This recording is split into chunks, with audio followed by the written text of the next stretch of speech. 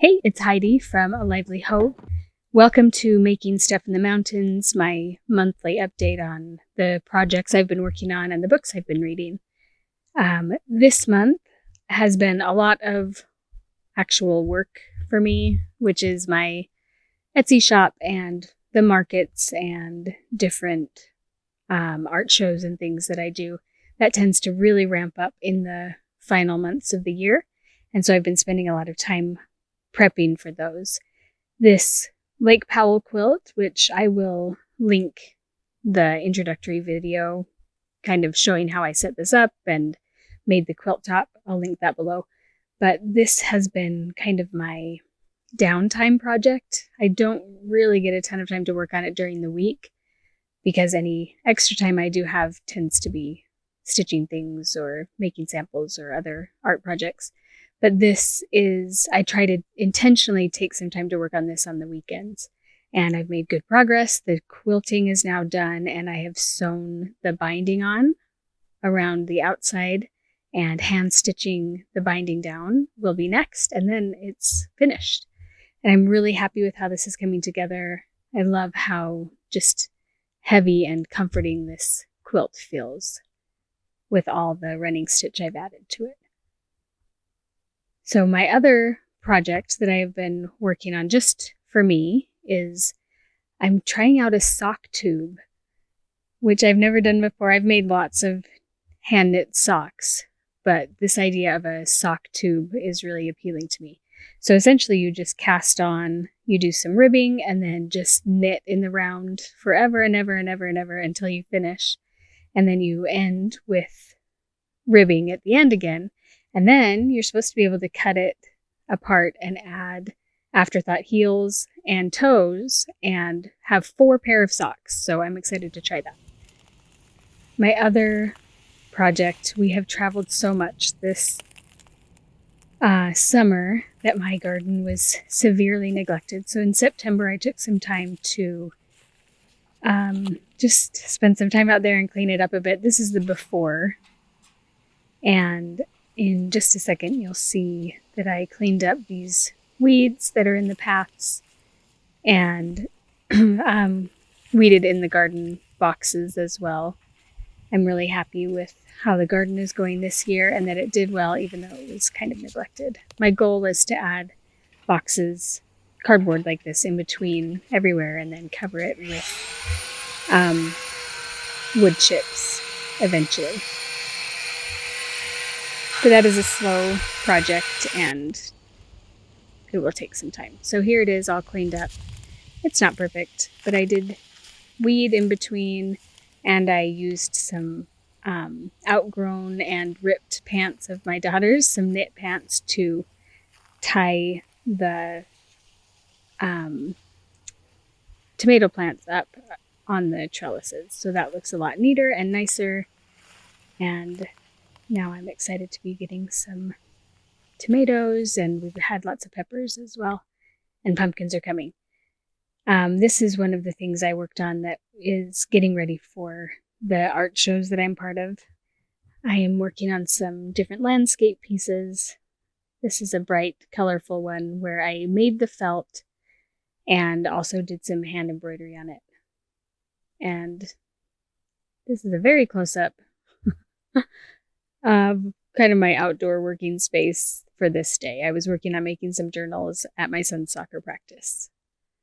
And then finally, I have been stitching the sample for this redwork Christmas piece that I'm super excited about. I'm looking forward to having these out to you in the next couple of weeks, available for you to stitch your own. I love how this is turning out. And that's it. Next up, books. Hey, I thought it would be really fun to add a little what I've been reading segment to these Making Stuff in the Mountains videos. I am a big reader. Generally, I read over 100 books a year. I just actually passed 100 books for this year. I think it's now up to 106. I love reading fiction, nonfiction. I read a lot with my kids. We homeschool, so we read a lot of books that way. I love reading. And I wanted to incorporate that love a little bit more into these monthly videos. So I thought it would be fun to show you maybe my top books for each month, because I do read so much. I don't feel like it would be interesting to people to hear about every single book I read, and every single book is not a hit, of course. So I'm going to give you my top favorites, like 4 and 5 star reads for me. So I'll give you a quick breakdown of how I rate books. Generally a 1 star is not really even anything I give out. If a book is 1 star, it's also a set aside for now, or do not finish for me. 2 stars is like, this was fine. 3 stars is, in my mind, is like, oh, that was good. Most books that I read fall between 3 and 4 stars. And 4 stars is, I really liked it. 5 stars is, I loved it so much I was crying. I hugged it at the end, it's, or had some sort of powerful impact on my life somehow. It's like, I want to hand this book to everybody I know. So I'll be sharing my 4 and 5 star books with you in these monthly recaps. I do have some pretty silly, maybe we'll say silly. No, it's not silly, because it's important to me. I have some rules for myself about reading, because I am a busy mom of 4. I homeschool. I'm an artist. I try to make pockets in my day for reading. And so in my mind, this totally makes sense to me, but I understand if it's weird to other people. Morning hours are for nonfiction reading. Afternoon and evening are for fiction. Unless, of course, it's a read aloud or something we're doing for school. That doesn't apply. But for my own personal reading, if it's before noon, it's probably nonfiction. If it's afternoon or evening, I'm probably reading or listening to fiction. So in my morning reading currently, I'm working my way through 2 books. I generally read for about half an hour before I get out of bed in the morning. That's my goal anyway. Really depends on the day and what's happening with my kids and everything. So I have 2 books that I'm currently working through. I often have like a spiritual book or a book of poetry or something that is shorter, and then a more meaty nonfiction book. You might hear my child practicing the piano in the background. That's how things are happening today. So hopefully it's not too annoying. I'm currently reading Atlas of the Heart by Brené Brown. We all know Brené. I love her. Her books for me tend to be very slow reads, because there's so much depth and so much understanding to be gained from them, that I have been working on this book for months. And it's arranged into small sections. I generally read 1 or 2, almost like it's poetry, a day. And then I set that aside. And right now I'm reading Sharon McMahon's book.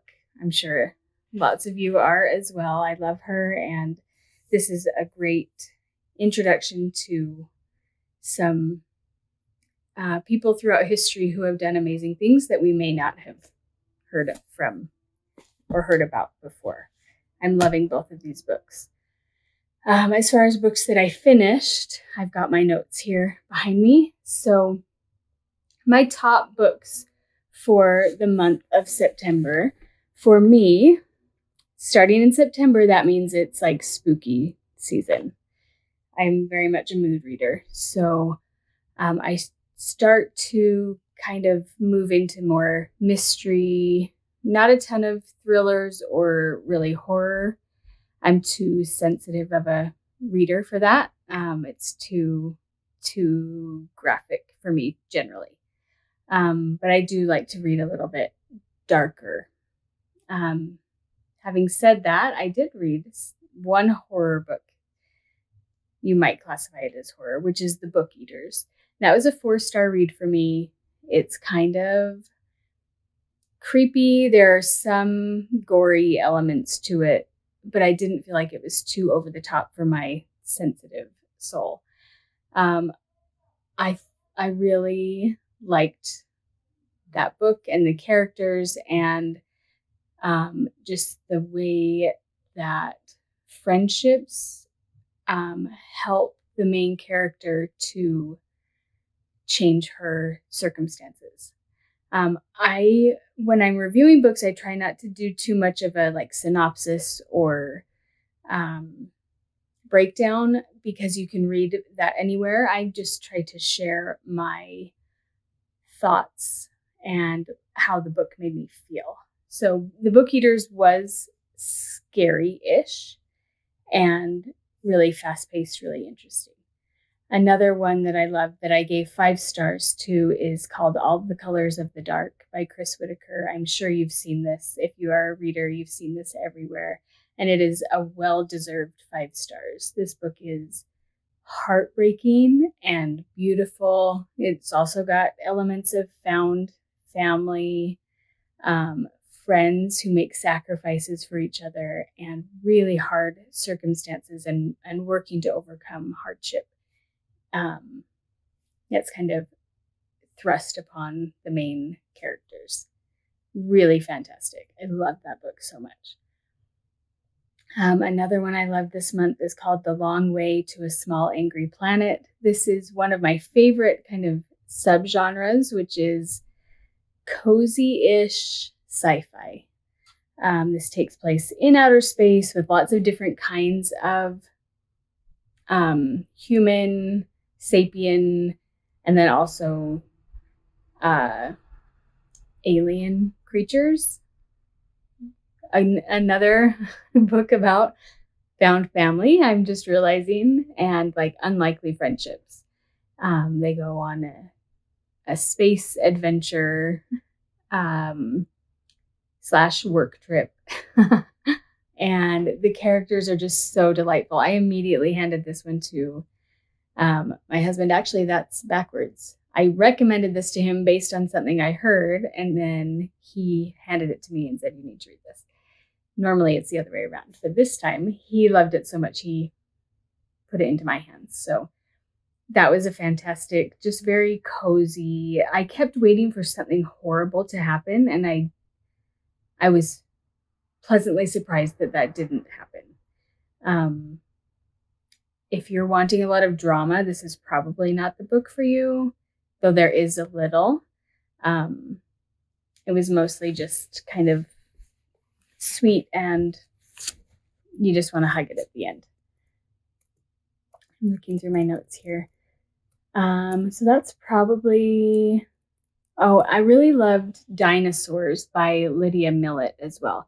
This is kind of a shorter book and quieter, which also represents a style that I really enjoy, of just, these are good people doing their best. These are their lives. It's about a single man who moves in next to a family, and they form a friendship. He has kind of individual relationships with each of the members of the family, as we see throughout the book. And there's growth and kindness and helping each other. And then also you kind of learn his backstory, which is sad as you go. And I just felt like it was I felt such an appreciation for these characters and how they treat each other. It was really good. And okay, so those are probably my top fiction reads for the month. I also read The Frozen River, which I really, really loved. It is also everywhere, so you probably don't need to hear my opinion on that, but I tend to kind of wait on really buzzy books and not read them when they first come out because I want to give them a minute to settle and feel like it's going to be worth my time. And The Frozen River definitely was. Okay, so my top nonfiction for the month of September were a book called Why We Swim, because I'm a swimmer. I grew up on the swim team. I've always loved it.